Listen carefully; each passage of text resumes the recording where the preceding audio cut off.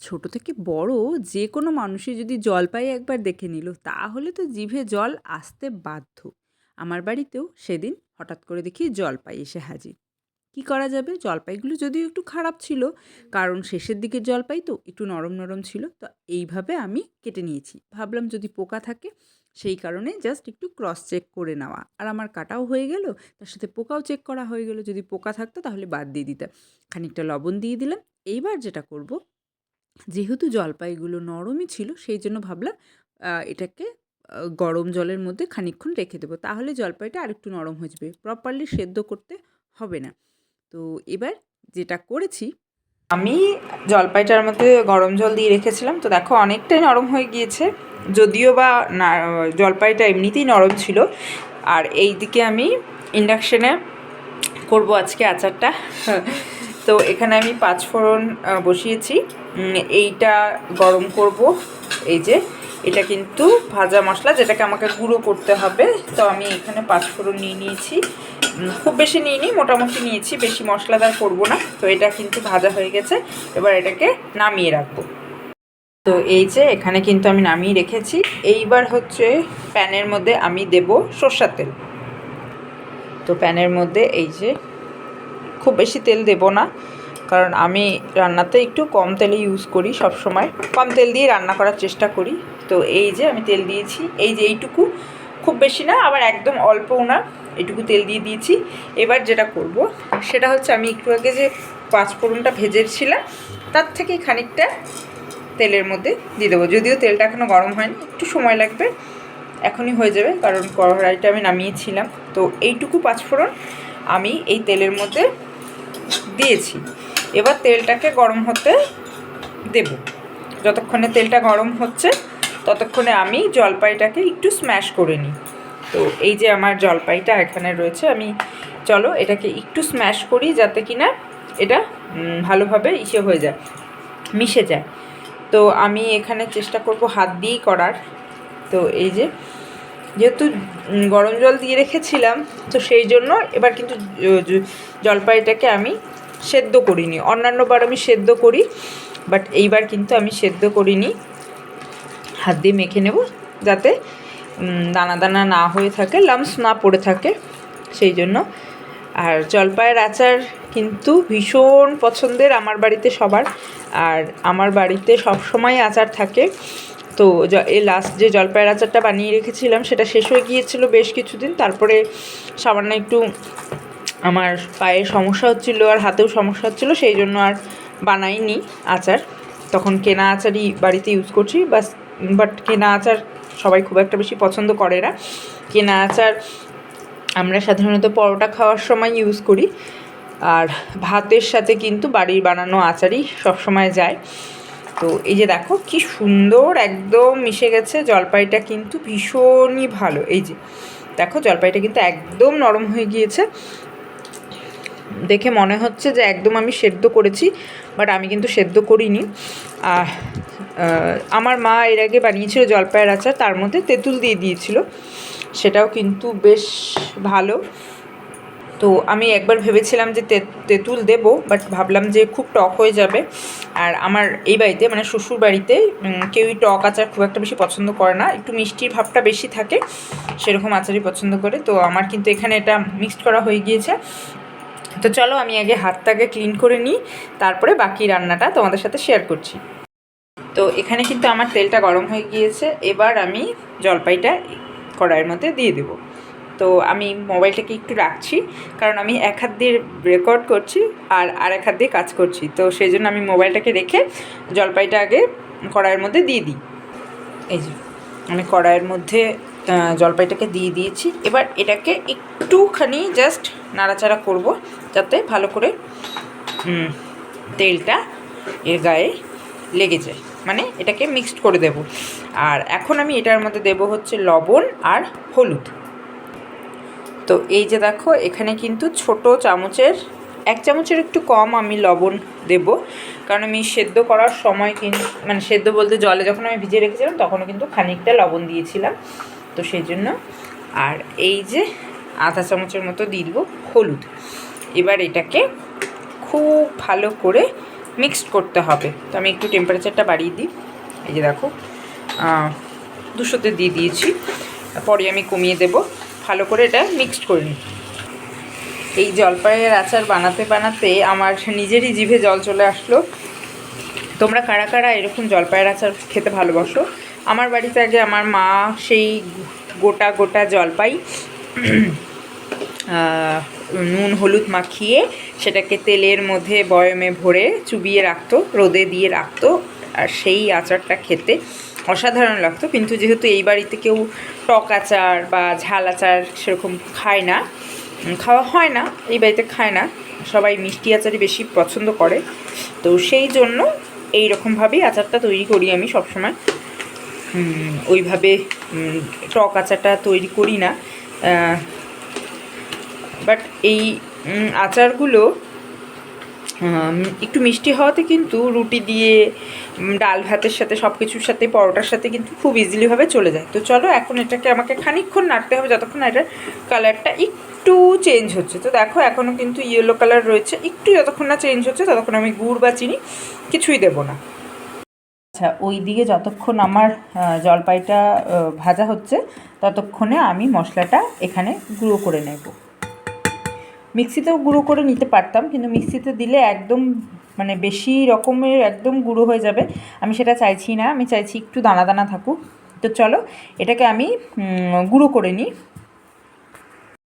তো এই যে দেখো এখানে কিন্তু আমার মশলাটা গুঁড়ো করা হয়ে গিয়েছে, আরেকটু গুঁড়ো হবে, এই যে আরেকটু গুঁড়ো হবে, একটু দানা দানা রয়ে গেছে। তো চলো এবার হচ্ছে জলপাইয়ের দিকে যাওয়া যাক। তো জলপাইটা কিন্তু আমার মোটামুটি ভাজা ভাজা টাইপের হয়ে গিয়েছে, এই যে। তো এবার এটার মধ্যে যেটা দিব সেটা হচ্ছে সবার ফার্স্টে দেবো চিনি। তো এই যে এখানে আমি 1 ঢাকনারও কম চিনি দিয়ে দেবো, খুব একটা বেশি চিনি মিষ্টি করতে চাচ্ছি না। তো এবার চিনিটাকে ভালো করে এখানে মিক্সড করব। আচ্ছা, এবার আমার চিনি দেওয়া হয়ে গিয়েছে, চিনিটা এবার ধীরে ধীরে গলে যাবে। তো চিনিটা যতক্ষণে গলছে তার সাথে সাথে আমি এখানে গুঁড়ো দিয়ে দেবো।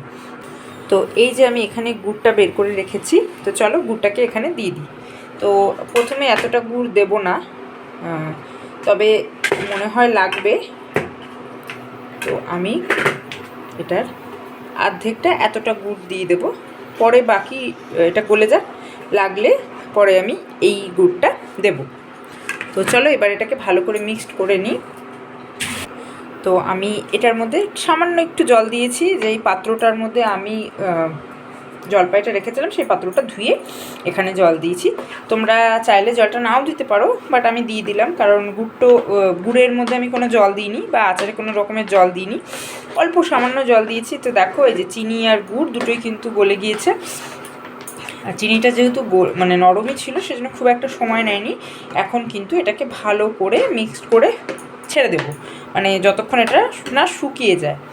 তো চলো এটাকে আমি একটু সময় দিই, তারপরে তোমাদের সাথে আবার শেয়ার করছি। যখন এটা ভালো করে ফুটে যাবে তখন আমি তোমাদেরকে আবার দেখাচ্ছি যে এটা কতটা শুকোতে হবে। তো এই যে দেখতে পেলে এটা কিন্তু এরকম রয়েছে, এই যে এরকম রয়েছে। এরপরে এটাকে শুকোতে হবে। গুড়টা দেওয়ার পরে একটু মুখে দিয়ে দেখলাম, বাট এটা অনেকটা টক রয়েছে। তো সেই জন্য আমি বাকি গুড় যেটুকু রয়েছে, এই যে বাকি গুড় যতটা রয়েছে ততটা আমি দিয়ে দেবো, যাতে একবারেই কিনা আমার এটা শুকিয়ে যায়। কারণ বারবার করে যদি আমি একদম শেষের দিকে গুড় দিই তাহলে আবার এটা পাতলা হয়ে যাবে, আবার আমাকে অনেকক্ষণ ধরে শোকাতে হবে। তো সেই জন্য আমি একবারে গুড়টা দিয়ে দিয়েছি। এখন এটা টেম্পারেচার মানে রয়েছে 180 ডিগ্রি। তো এরপরে আমি এটাকে কমিয়ে দেবো, যখন এটা ফুটে যাবে তখন এটাকে আমি কমিয়ে দেবো, একটু থাকুক। তারপর এটাকে আস্তে আস্তে একটু ফোটাতে হবে, মানে খানিকক্ষণ সময় ধরে। তো চলো এটা গুড়টাতে গলেই যাবে, তারপরে শোকানো হয়ে গেলে তোমাদের সাথে দেখাচ্ছি। আর তোমরা যারা এই ভিডিওটা দেখছো তারা প্লিজ কমেন্ট করো যে এই রকমের রেসিপি দেখতে তোমরা কারা কারা পছন্দ করো, কোথা থেকে দেখছো। আর তোমরা যদি কোনো রেসিপি নিজেরা জেনে থাকো তাহলে আমাকে কমেন্ট করে অবশ্যই জানাবে। আমি কিন্তু ট্রাই করব, কারণ আমার রান্নাবান্না করতে খুব একটা ভালো লাগে সেটা বলবো না, বাট আমি করি, কারণ আমার বাড়িতে সবাই প্রত্যেকেই খেতে ভীষণ পছন্দ করে। আমি খুব একটা খেতে পছন্দ করি না, কিন্তু আমি ওদের জন্য সবসময় কিছু না কিছু বানাতেই থাকি। তো তোমাদের সাথে অবশ্যই সেই রেসিপিগুলো শেয়ার করব। তো চলো, অনেক কথা বললাম, এবার এটাকে আমি একটু শুকিয়ে নিয়ে তারপর তোমাদেরকে আবার দেখাচ্ছি। তো এই যে দেখো, আমার কিন্তু এই আচারটা টকবক করে ফুটছে, তো সেই জন্য আমি কমিয়ে দিয়েছি 120। আর হচ্ছে এখানে আমি ডিপ ফ্রাই দিয়েছি, এই যে ডিপ ফ্রাই অপশানে দিয়েছি, যাতে কিনা এটা ফোটে আবার খানিকটা বন্ধ হয়ে যায়, কারণ কন্টিনিউয়াসলি ফুটলে এটা চারিদিকে ছিটবে, নোংরা হবে, সেই জন্য এটাকে এইরকম প্রসেসে দিয়েছি।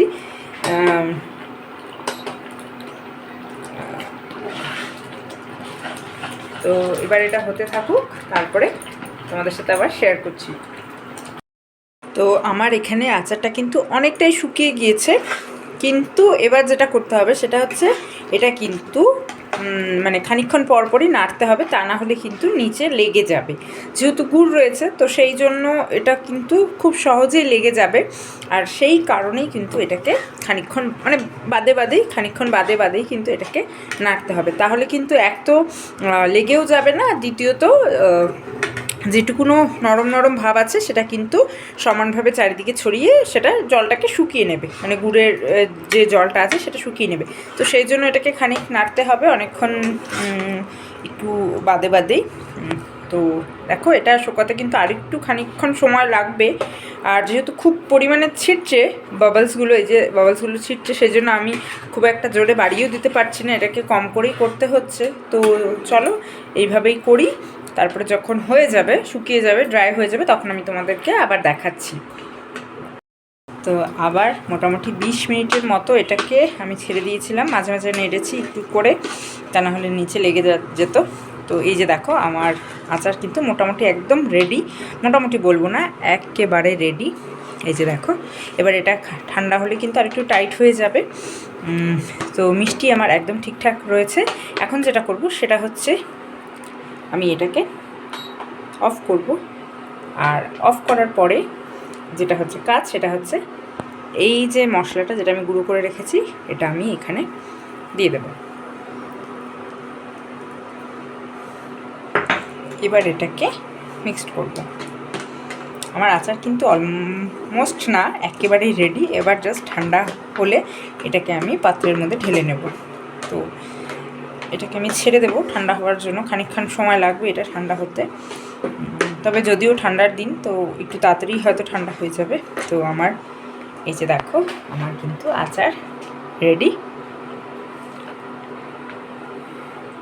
তো এখন এটাকে আমি ঢাকা দিয়ে রেখে দেব, তারপরে আমি এটাকে কন্টেনারের মধ্যে ভরব।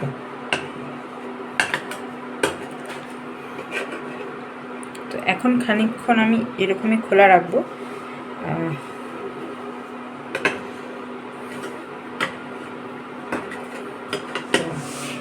দেখো, দেখতে কিন্তু বেশ ভালো হয়েছে, খেতেও বেশ ভালো হয়েছে।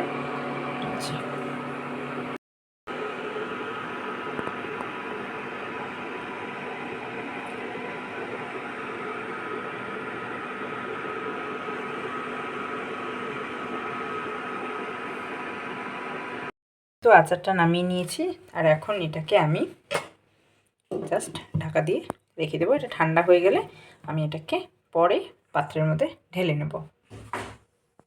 আমার আচারটা আমি ঠান্ডা করতে রেখেছিলাম, যে সেটা কিন্তু ঠান্ডা হয়ে গিয়েছে, আর এই যে জার, এখন আমি এটার মধ্যে এটাকে ভরবো। তো চলো ভরে নিই।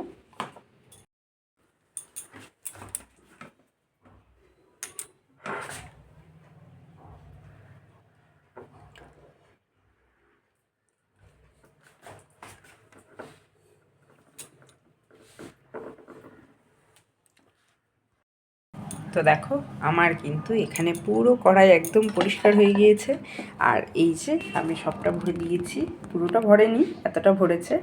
তো এটা কিন্তু এখন রেডি একেবারে খাওয়ার জন্য। তো আজকে থেকেই স্টার্ট হয়ে যাবে এটা খাওয়া। তো তোমরা অবশ্যই এই রেসিপিটা ট্রাই করো, খুবই সহজ, কোনো কিছু লাগে না, খুব তাড়াতাড়ি হয়ে যায়। তো এই যে রেডি আমার জলপাইয়ের আচার। আর তোমরা অবশ্যই জানাবে যে ভিডিওটা কেমন লাগলো, আর এরপরে তোমরা কী রেসিপি দেখতে চাও, আমি কিন্তু তোমাদের সাথে সেই রেসিপি শেয়ার করব। তো চলো, আজকের মতো ভিডিওটা এখানে শেষ করছি, টাটা।